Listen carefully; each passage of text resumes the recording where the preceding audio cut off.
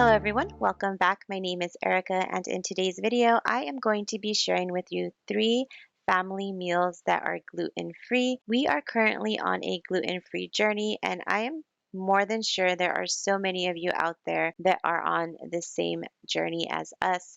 And I wanted to share these recipes with you just to give you a little bit of inspiration, some ideas of meals that you can make for your family that are still delicious and hearty and just make you forget about the gluten in general. Let me know at the end of the video what recipe was your favorite. The first recipe is going to be a chicken chili relleno casserole. This is so good. I promise you will thank me later. The first ingredient is going to be eggs. You will need 3 eggs.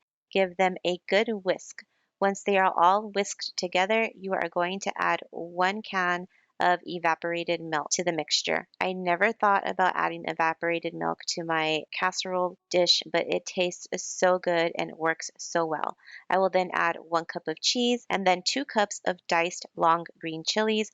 I am using the fresh long green chili. You definitely can use the canned chilies. If you do, you will need 2 cans. I am also adding 2 cups of chicken to my mixture. The chicken is completely optional. You can do this vegetarian style if you'd like. I just felt like adding some meat to our casserole on this day. I will also be using 1 cup of a thick and chunky salsa. I personally prefer using a homemade salsa, but I didn't have any this day, so I just used what I had. I'm also going to be adding garlic powder. This is also optional. I like to add garlic powder to everything that I make, so that is why I went ahead and added it to this recipe. Once you have given everything a good mix, you are going to want to pour your mixture over 10 to 12 quartered corn tortillas and then give all of that a good mix. This is important because you don't want to eat a dry casserole, so please make sure just to mix everything together well. Once everything was mixed, I put a little bit of pepper on top and closed it up.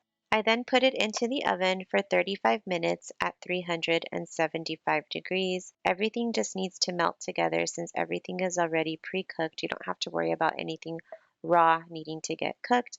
And this is what the casserole looks like when you take it out of the oven. It's bubbly, it's cheesy, it is just so good. It's one of my favorite dishes to make. I served this with a side of Mexican street corn, and my family really enjoyed dinner on this day. Best of all, it's gluten-free. This next dish is something that I was kind of experimenting with. I hadn't cooked cod, I don't think, ever here in my home. So I was experimenting with the cod and I can tell you it was really good. My husband loved this dish and we even bought another bag of cod.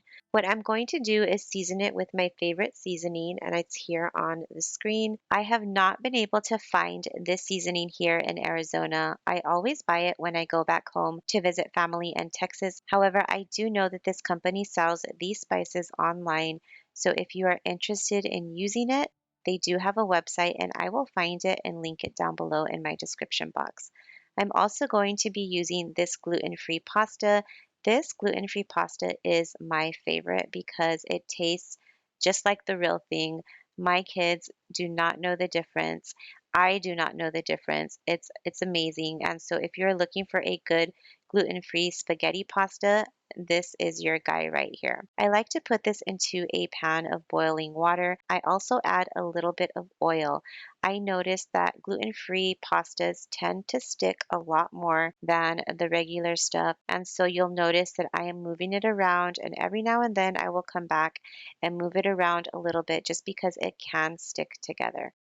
I'm going to be serving our dish with a side of vegetables. I've really been trying to incorporate more vegetable sides in our meals, and that is because I am measuring our food out and adding the vegetable to the plate, if you are a visual person, will definitely make it seem like you are eating a lot more food. The pasta that I'm going to be making is very simple. It's just going to be a butter garlic pasta. I will be throwing in some salt-free spices. This was a special request from my daughter, and that's what mommy does, right? She makes requests come to life.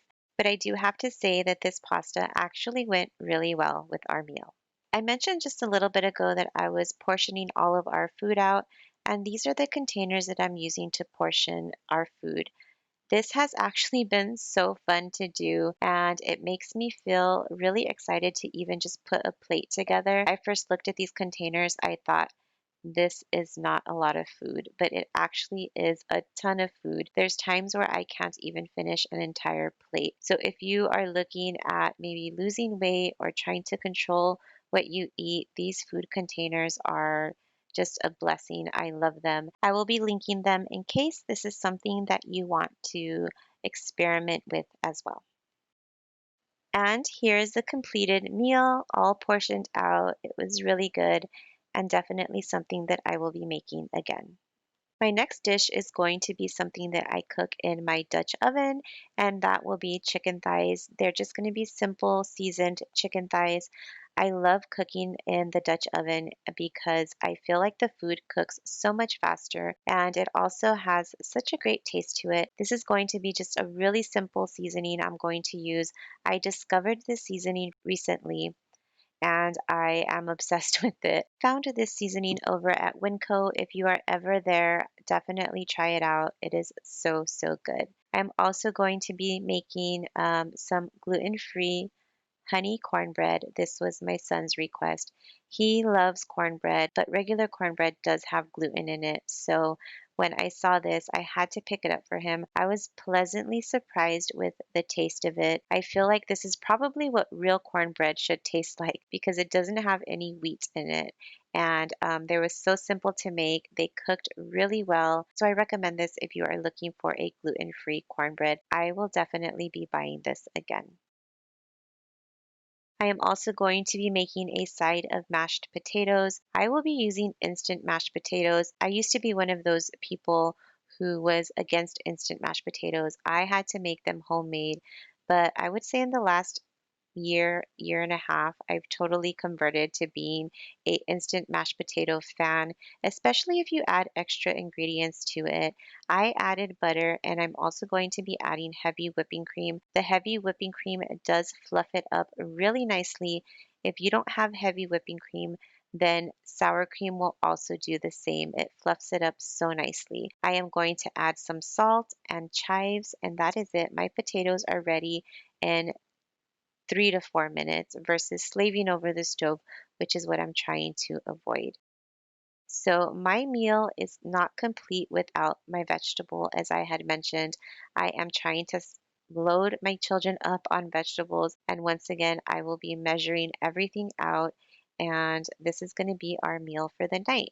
We are going to have seasoned chicken thighs, cornbread, Normandy mix, and mashed potatoes.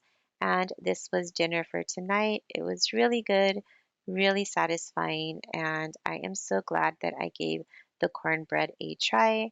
You definitely have to try them out as well.